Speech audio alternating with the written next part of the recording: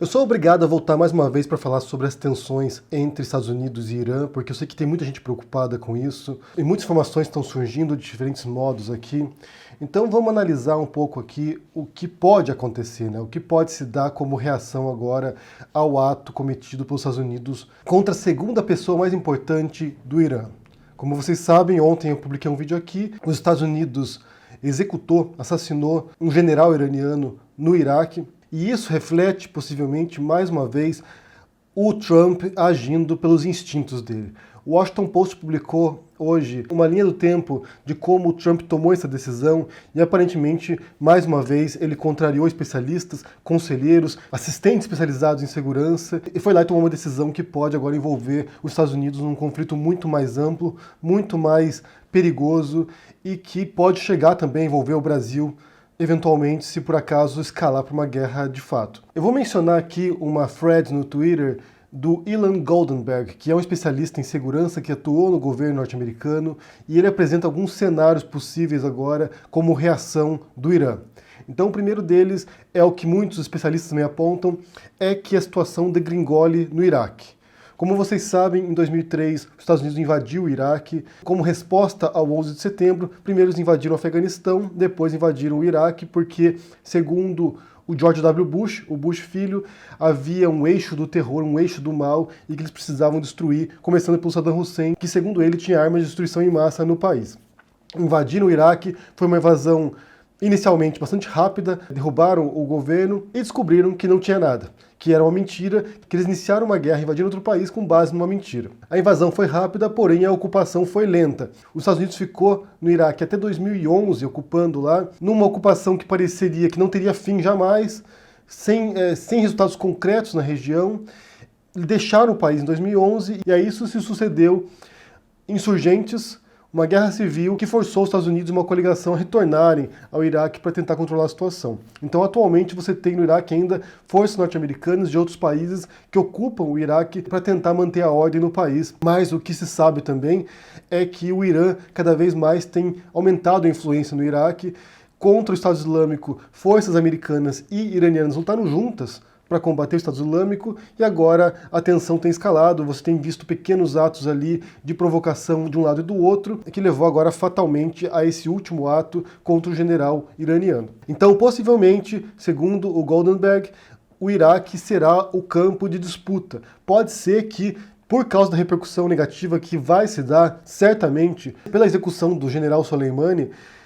isso leve, mais uma vez, a retirada das tropas norte-americanas do Iraque. Porque se houver uma indignação popular no Iraque, a população iraquiana, junto com milícias alimentadas e financiadas pelo Irã, pode ser sim que os Estados Unidos tenham que deixar a região e isso vai consolidar a influência do Irã no Iraque. Será uma derrota estratégica tremenda para os Estados Unidos, ou seja, por um ato impensado, irresponsável, inconsequente do Trump, pode ser que ele perca toda a região ali para o domínio iraniano.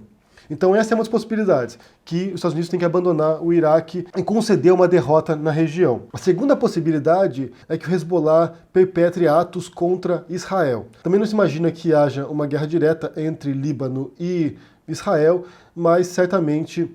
o Hezbollah, que é financiado pelo Irã, pode sim iniciar alguns ataques localizados contra o exército israelense ou contra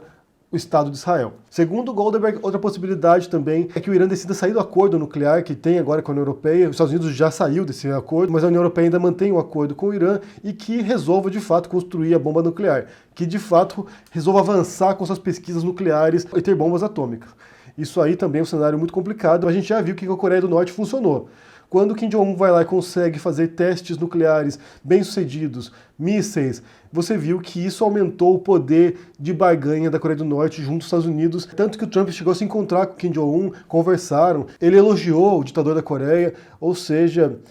nesse caso em particular, da Coreia do Norte, ter uma arma nuclear aumentou sim o poder de diálogo do país. O Irã pode seguir nessa mesma orientação agora, tanto que eles compram tecnologia da Coreia do Norte, e isso pode acelerar o programa nuclear iraniano. Outra possibilidade que o Ilan Goldberg apresenta são ataques patrocinados pelo Irã contra postos ou bases militares norte-americanas. Mas isso na região mesmo, não nos Estados Unidos, porque o Irã simplesmente não tem essa capacidade. Por outro lado, outros especialistas acreditam numa guerra assimétrica, né, que é um termo utilizado, um termo cunhado para designar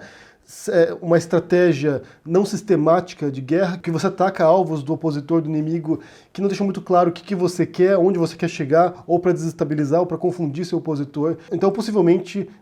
esses especialistas dizem, podem haver cyberataques, ou seja, ataques cibernéticos pela internet para comprometer estruturas essenciais do país, dos Estados Unidos, nesse caso, ataques direcionados aos Estados Unidos na parte do setor energético, na parte do setor de água, ou mesmo no sistema de segurança do governo, ou também em empresas privadas, em bancos, ou em empresas críticas para a manutenção das operações do país. Então, nesse sentido, o que se sabe é que o Irã tem essa capacidade, de fato, se desenvolveu muito no setor de inteligência e tecnologia, muito mais do que a Coreia do Norte, por exemplo, que já realizou também ataques cibernéticos bem-sucedidos pelo mundo. Então pode ser sim que a maneira mais segura deles reagirem seja através de cyberataques que possa comprometer setores cruciais norte-americanos sem precisar derramar o sangue de ninguém. Ou uma combinação de várias reações desse estilo, né? Das apresentadas pelo Goldenberg e assim também como as cyberataques, que pode atingir o coração dos Estados Unidos sem um grande investimento de pessoal e de armas. Como eu disse ontem, o Irã encara os Estados Unidos como o grande inimigo de todos, o grande Satã, como eles chamam, que é o país que, segundo o Irã, foi o que destruiu o Oriente Médio com suas pretensões imperialistas. Vale lembrar, gente, que nem sempre foi assim. Nem sempre os Estados Unidos teve esse tipo de atuação internacional como teve no século XX e ainda tem hoje. Durante uma grande parte da democracia norte-americana, os Estados Unidos evitaram interferir na política externa de outros países. A fundação dos Estados Unidos surge com essa mentalidade anti-imperialista, porque basta a gente lembrar que os Estados Unidos era uma colônia britânica, e os pais fundadores, o George Washington, o Thomas Jefferson, o Benjamin Franklin, entre vários outros, tinham uma mentalidade contra esse domínio imperial britânico. Então eles surgem com a proposta de agir diferente do que agia o Império Britânico.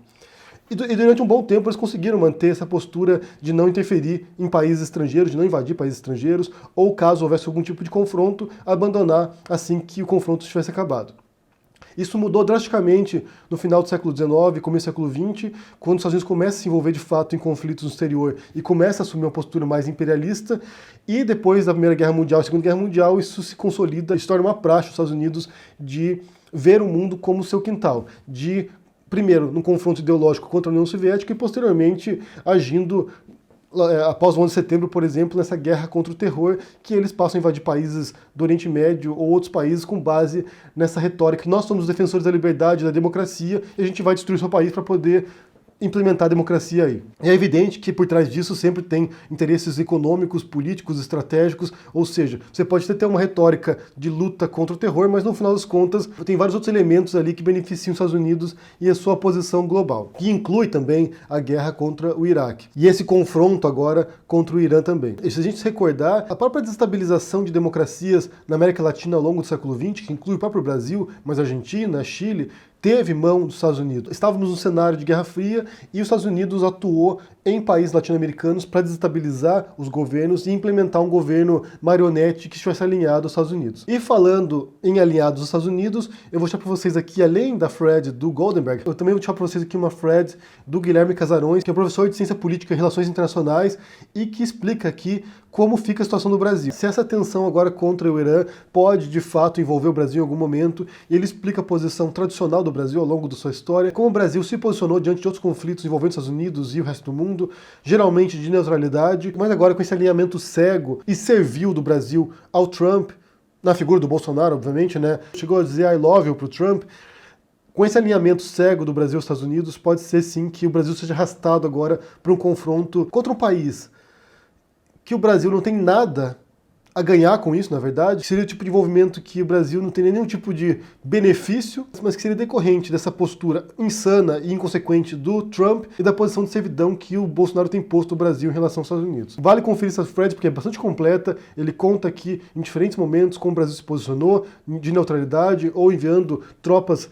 pacificadores em alguns casos, mas no geral o Brasil não se envolve nesse tipo de questões e pode ser que mude as circunstâncias aí. Eu quero ver se os bolsominions vão se alistar agora para ir enfrentar tropas iranianas em algum local do planeta. Seria interessante ver aí você bolsominion, você eleitor do Bolsonaro, se vai vestir agora uma farda e pegar um fuzil para ir combater agora contra um país que você não sabe nem onde fica no mapa. E por fim, eu quero comentar uma última notícia que saiu também, isso aqui foi na CNN, e que pode ter a ver com essa escalada de tensão agora, como a gente disse ontem, para despistar, para tentar desviar o foco do impeachment do Trump, porque agora foram revelados alguns documentos bastante comprometedores do Trump na questão da Ucrânia e da solicitação que o Trump fez para o presidente da Ucrânia, o Zelensky, para que ele investigasse o seu rival político, o Joe Biden, democrata, e que participará das eleições de 2020 agora contra o Trump. Segundo esses documentos revelados, que são muito comprometedores e que podem complicar muito a vida do Trump, o Trump congelou um auxílio financeiro que os Estados Unidos mandava para a Ucrânia, para poder ajudar no combate contra a Rússia, no confronto contra a Rússia, e para manter estabilidade na Ucrânia. O Trump congelou esse dinheiro até que o Zelensky fizesse um pronunciamento público que passaria a investigar o Joe Biden. O que esses documentos revelam agora é que no interior da Casa Branca e no interior do Pentágono também, muitos viam isso como algo criminoso, algo que não fosse legal, que pudesse comprometer a segurança da Ucrânia, de fato, né, que é a grande preocupação, mas que também fosse algo ilegal. Então houve um debate interno no Pentágono, houve um debate interno na Casa Branca, pessoas que ficaram preocupadas com essa tomada de decisão do Trump, porque poderia ser ilegal de fato, tanto que agora ele está sendo impeachmentado por isso, e o Trump só liberou esse dinheiro para a Ucrânia poucos dias antes de vazar a notícia para a imprensa de que ele tinha feito essa conversa com o Zelensky e que estava subornando um aliado dele para poder investigar um opositor político. Uma das acusações contra o Trump por esse impeachment é de obstrução do Congresso, porque o Trump ele coagiu testemunhas a não deporem para o Congresso e também não apresentou documentos que poderiam revelar a natureza dessa ligação entre ele e o Zelensky. Então esse é um dos documentos que foi requisitado na Justiça e que o Trump não apresentou e agora vem a público e é bastante comprometedor. Então, de fato, essa escalada de tensão no Irã pode sim ter o propósito de despistar a atenção do público norte-americano para o impeachment e deslocar isso para um conflito no Oriente Médio. Mas, de fato, a imprensa americana ainda está de olho, vai continuar cobrindo o impeachment do Trump e pode ser sim que isso comprometa ainda mais o Trump e leve de fato a uma remoção, mas isso depende, como eu disse ontem, depende dos republicanos que dominam o Senado e dificilmente isso vai passar lá, mesmo com provas comprometedoras bastante importantes, no fundo é um julgamento político e pode ser inclusive que essa guerra aí, eventual guerra contra o Irã, se escalar para isso, pode sim que leve a uma reeleição do Trump e mais 4 anos desse outro inepto nos Estados Unidos. Você tem um inepto completo no Brasil e um inepto completo nos Estados Unidos, alinhados, de mãozinhas dadas, fazendo merda pelo mundo. Eu quero saber o que vocês pensam sobre isso aqui, se vocês estão acompanhando esse cenário agora no Irã, no Iraque, envolvendo os Estados Unidos, se vocês pensam que isso vai envolver o Brasil. Eu vou mostrar para vocês aqui na referência vários links com reportagens sobre esses assuntos aqui, com os temas que eu mencionei. Vou deixar a thread do Goldenberg, vou deixar a thread do Casarões para vocês conferirem e acompanharem também o que se passa e entenderem melhor o que está dando. Deixa aqui seu comentário, deixa o joinha, assina o canal, ajude no apoio e a gente se vê por aí. Abraço e até mais. Tchau!